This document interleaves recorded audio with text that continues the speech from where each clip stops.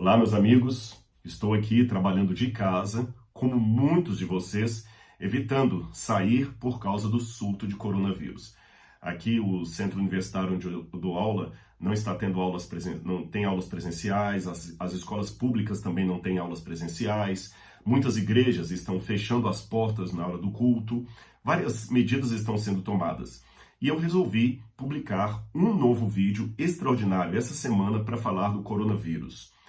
Mas alguém pode perguntar, por que mais um vídeo? Você acabou de publicar um outro essa semana e, aliás, eu introduzi esse outro vídeo dizendo que eu relutei muito a dar uma opinião sobre o coronavírus, porque, como há muitas pessoas falando sobre o assunto, eu temi ser apenas mais um caindo na rede da sistematização do óbvio.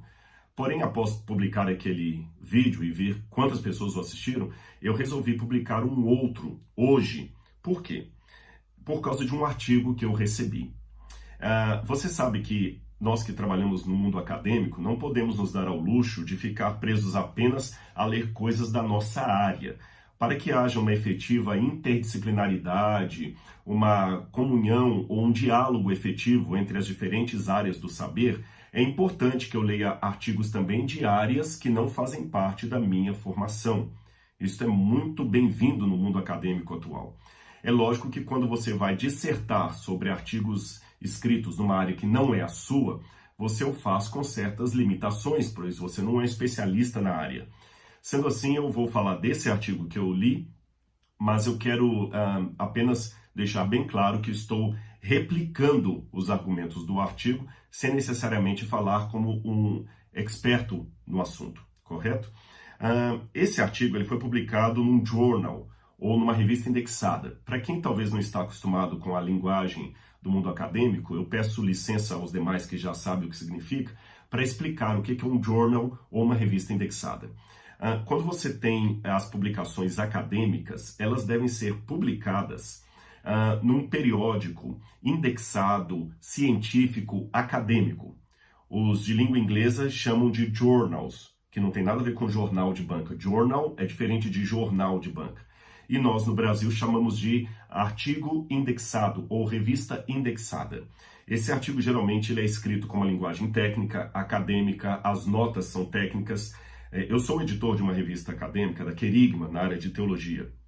Quando nós recebemos um artigo que sempre é submetido através do sistema, você tem que procurar pareceristas cegos. O que são pareceristas cegos? Pessoas daquela área que leem o artigo sem saber quem o escreveu.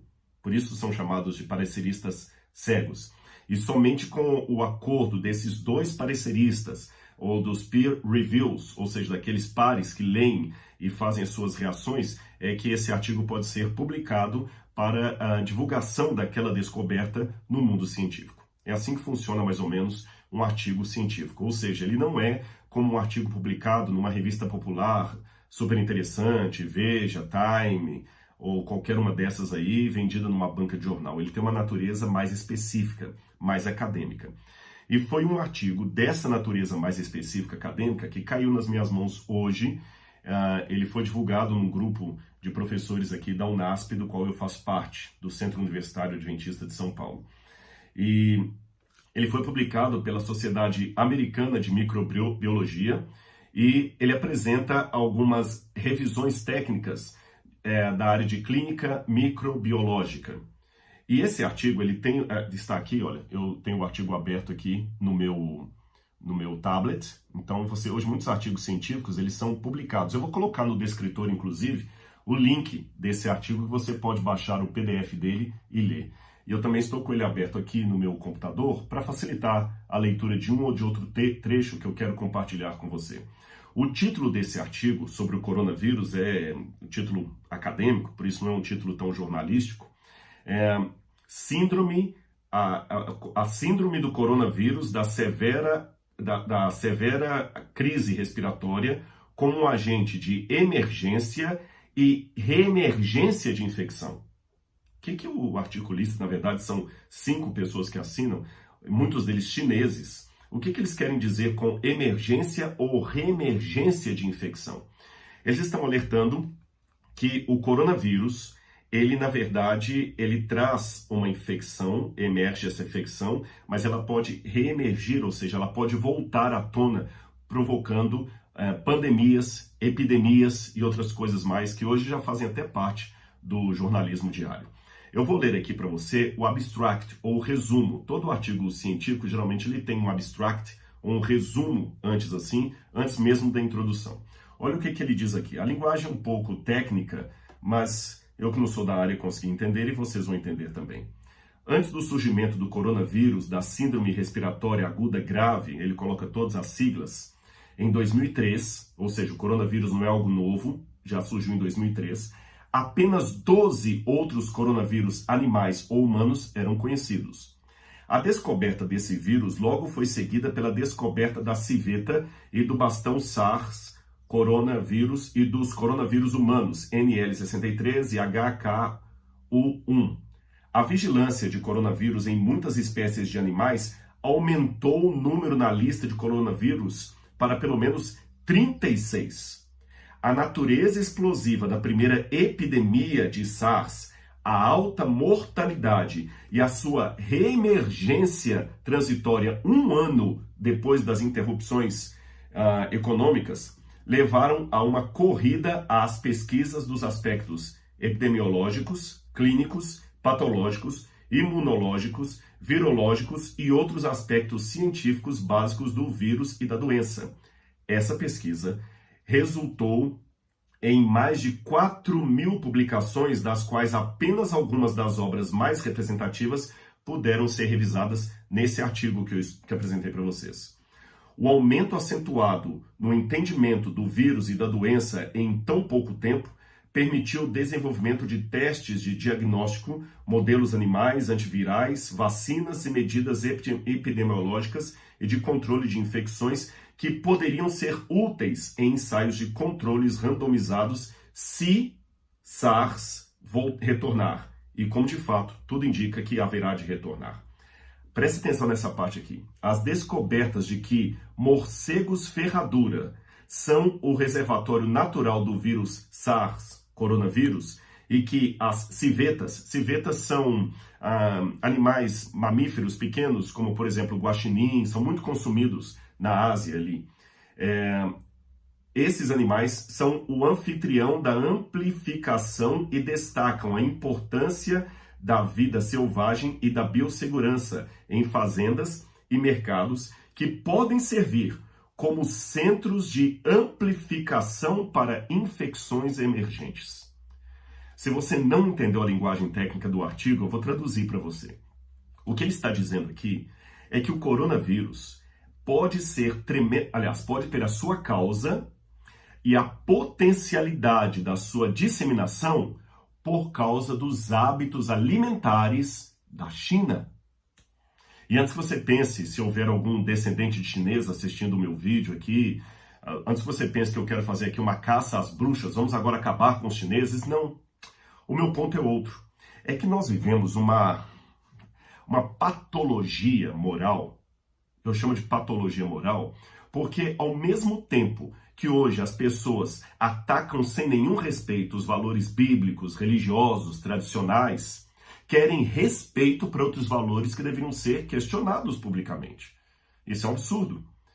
Por exemplo, se alguém é chamado pelo governo para ocupar um cargo de presidência do órgão que controla as bolsas de estudo, e esse homem é cristão, criacionista, vários órgãos de imprensa, vários professores levantaram sua bandeira. Isso é uma ameaça para a ciência, colocar um criacionista religioso conservador num órgão tão importante como o da CAPES. Mas, curioso, será que se colocar um ateu contrário à Bíblia como presidente, aí tudo bem, ele vai ser isento? Perceberam a bipolaridade da coisa? Parece que assim, se a pessoa for religiosa, conservadora e acreditar na Bíblia, ele é um perigo, ele é anticientífico. Mas se ele for ateu, debochar da Bíblia e achar que religião é tudo bobeira e criar um ateísmo metodológico na sala dele, não, então esse homem é isento, ele faz ciência correta, esse pode ser o presidente e diretor da CAPES ou de qualquer outro órgão do governo. Você percebeu? E você pode estar perguntando, mas o que tem esse exemplo que você está dando a ver com a questão do coronavírus? É que se hoje nós falarmos que, pelas bases bíblicas, está errado comer tudo que se come na China, que pelas bases bíblicas está errado permitir que os índios continuem tendo algumas práticas que eles têm, haverá de surgir muitos antropólogos e sociólogos dizendo, esses crentes missionários querendo mudar a cultura indígena, não respeitando a antropologia dos índios, querendo colocar Bíblia nos índios, querendo colocar agora Bíblia na cultura da China. Devemos respeitar a cultura dos chineses. Se os chineses comem cachorro, comem vaca, comem qualquer coisa que eles quiserem, comem rato, deixe-os comer. Curioso, né? Com exceção do grupo dos veganos, que apregoam com força aí um vegetarianismo pela proteção dos animais, há um outro grupo que acha que a gente tem que respeitar a cultura alheia. Se eu chegar hoje para um chinês e falar que ele não deveria comer carne de porco, porque a Bíblia apresenta que isso é errado, não, você tem que respeitar a cultura do chinês. E a gente passa vistas grossas sobre muitas práticas da nossa sociedade que deveriam ser combatidas e questionadas com base numa visão mais conservadora de vida e de sociedade, e nós não fazemos isso. Aí vem um artigo científico e mostra que o coronavírus pode e tem influência direta naquilo que os chineses estão consumindo, comercializando e espalhando pelo mundo. Eu vou ler mais um pedaço do artigo aqui na página 683, para você ver que eu não estou exagerando no que eles dizem. Olha a parte do que eles dizem aqui. Olha como é que o artigo coloca como alerta. Os coronavírus estão bem conhecidos por sofrer recombinação genética, o que pode levar a novos genótipos e surtos, ou seja, o vírus vai se modificando geneticamente. A presença de um grande reservatório de vírus do tipo SARS, coronavírus, em morcegos ferradura, juntamente com a cultura de comer mamíferos exóticos no sul da China, é uma bomba relógio. A possibilidade do ressurgimento do coronavírus e de outros vírus de animais ou de laboratórios e, portanto, a necessidade de uma preparação eficaz para isso é algo que não deve ser negligenciado ou ignorado. O artigo está falando que se nós não falarmos que é errado comer tudo que os chineses estão comendo e não levantarmos contra isso e não percebemos que alguns tipos de carne, de alimentos, são nocivos e que eles estão trazendo mutação genética em alguns vírus e que isto é uma bomba relógio, nós vamos pagar um alto preço. Agora eu posso contar um segredo para você? Esse artigo que eu acabei de ler e mostro de novo aqui, ele não foi publicado agora nesse surto.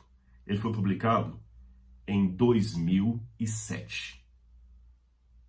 Em 2007, já havia um artigo falando que se nós não levantássemos contra alguns hábitos de alimentação do sul da China, isto viraria uma pandemia, e uma epidemia e depois uma pandemia.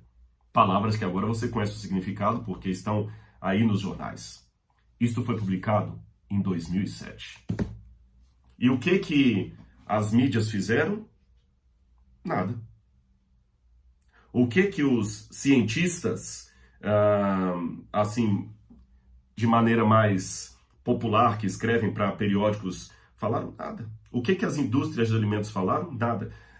Eu titubeei a falar de cientistas aqui, porque houve, a bem da verdade, alguns que tentaram alertar aqui, como esses que assinaram, inclusive vários deles chineses. Mas eu digo assim, a grande massa do mundo acadêmico não falou nada. Pelo contrário, eu vejo de novo nessa patologia moral, como eu expressei ao falar da sociedade moderna, às vezes um professor ridicularizando a Bíblia e gravando um vídeo com um baita de um charuto na boca. E falando, não, esse livro não é científico, não é para levar a Bíblia a sério. A Bíblia não é um livro que foi escrito com princípios científicos. E fumando um baita de um charuto aqui, primeiro que eu não sei o que é que o charuto ajuda num vídeo como esse.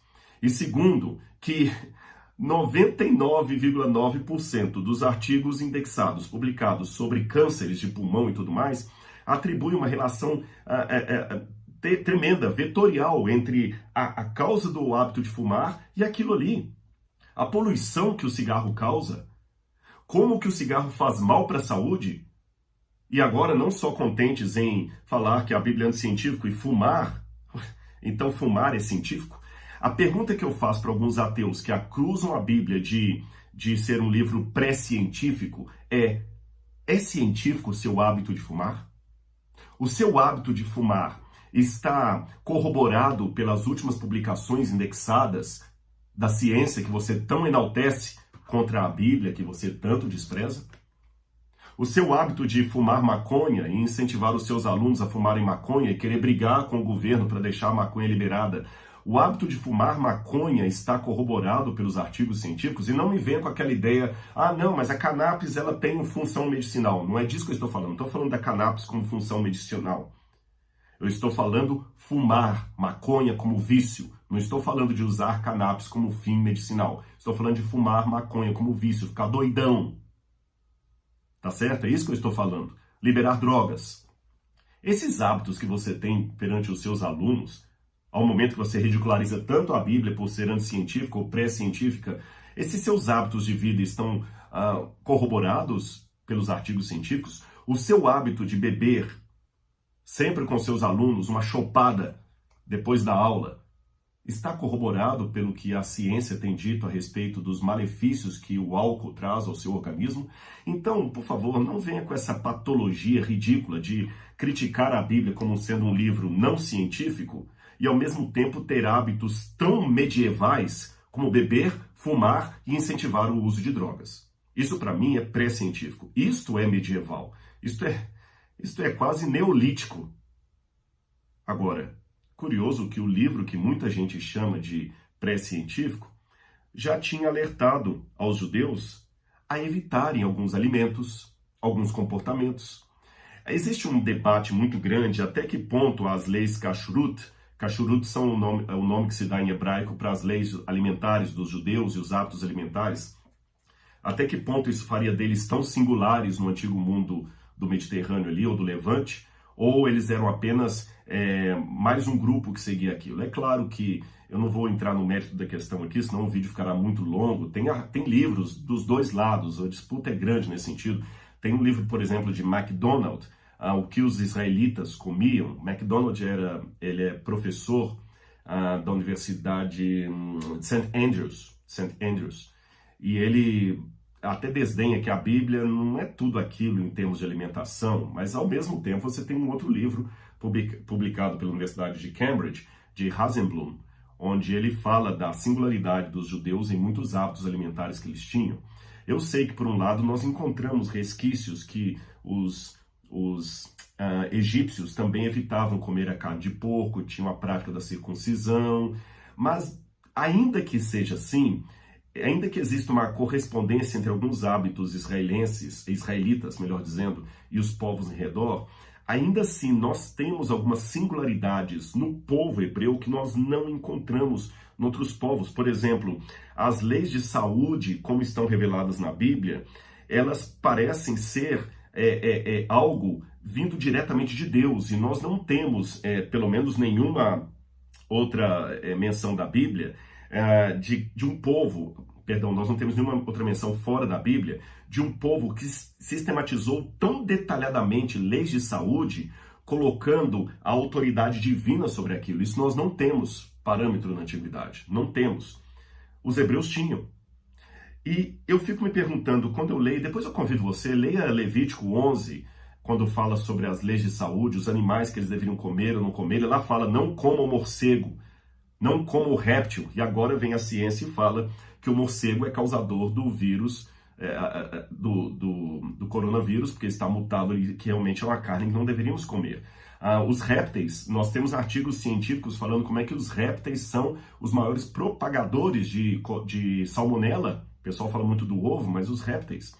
E como Deus, parece que antecedendo muitos artigos indexados, falou com os hebreus, olha, não comam a carne do porco, não comam o peixe que não tem escama, não coma isso, não coma aquilo.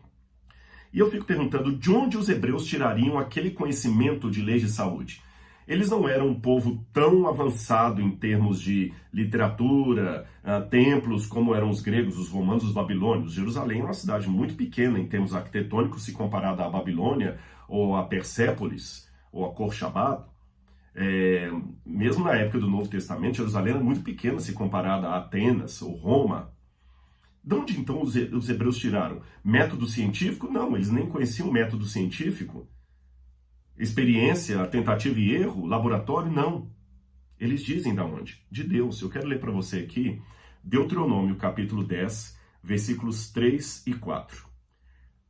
Moisés descrevendo de onde ele tirou aquelas leis que ele escreveu para o povo. Assim fiz uma arca coberta de madeira de acácia. Cortei 2 tábuas de pedra, como as primeiras, e subi ao monte com 2 tábuas na mão.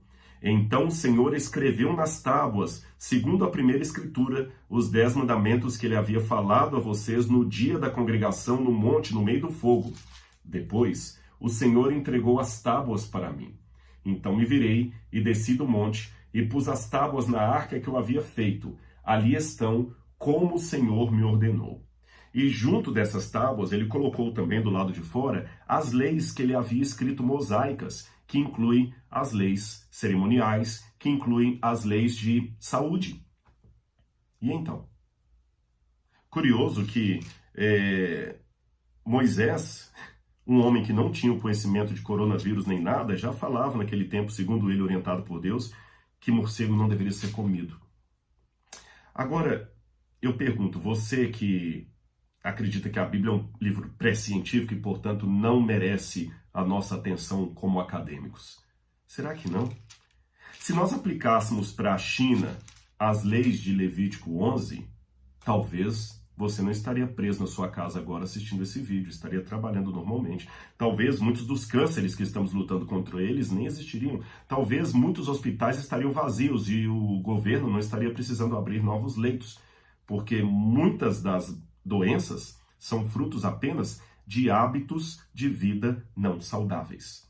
Eu não vou aqui arriscar um número, porque seria muito ingênuo da minha parte, mas eu posso seguramente dizer que um grande percentual dos que estão internados nos cânceres, nos hospitais com os mais diversos tipos de cânceres, moléstias, estão ali por hábitos de vida não saudáveis. E muitos dos problemas que nós herdamos dos nossos pais, dos nossos avós, também se deram aos seus hábitos de vida não saudável. E eu quero terminar esse vídeo aqui dando um recado não apenas para aquele que descrê da Bíblia, mas para você que também acredita na Bíblia. Eu sei que comumente as pessoas dizem que Jesus considerou todas essas leis do Antigo Testamento ultrapassadas, Rodrigo. Não vem com papo de adventista para cá, não. Tem a história do lençol de Pedro lá, que Deus considerou limpas todas as coisas. Desculpe, com muito respeito, eu não vejo assim. Aliás, eu vou dar uma dica até para os próprios adventistas. A adventista que, para enaltecer os 10 mandamentos, fica pejorando a lei cerimonial. Veja que eu estou fazendo uma crítica para os de dentro.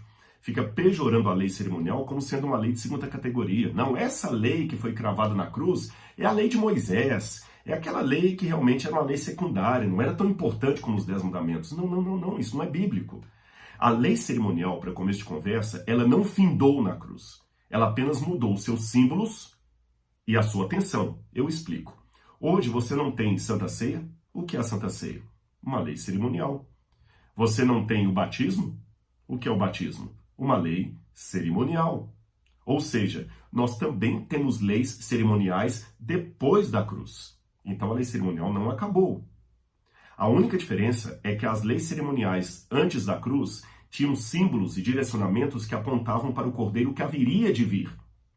E as leis cerimoniais do Novo Testamento têm símbolos e direcionamento que apontam para o Cordeiro que já veio e voltará. Lembra a Santa Ceia? Comam desse pão, relembrando o meu sacrifício até que eu volte. Então é isso, a lei cerimonial ela continua em vigência no tempo da graça. Ela só mudou os símbolos, eu não mato hoje cordeiro mais, e o direcionamento. E, em segundo lugar, a lei cerimonial, ela tem um papel didático até superior, eu espero não ser chamado de herege por dizer isso, um papel didático até superior aos 10 mandamentos, porque os 10 mandamentos mostram o pecado. A lei cerimonial mostra a solução para o pecado. Porque os 10 mandamentos só dizem que é errado matar, roubar, adulterar, desonrar pai e mãe, etc. Mas os 10 mandamentos não mostram onde está a salvação. A lei cerimonial é que mostra o cordeiro morto pelo sacerdote, o sangue derramado.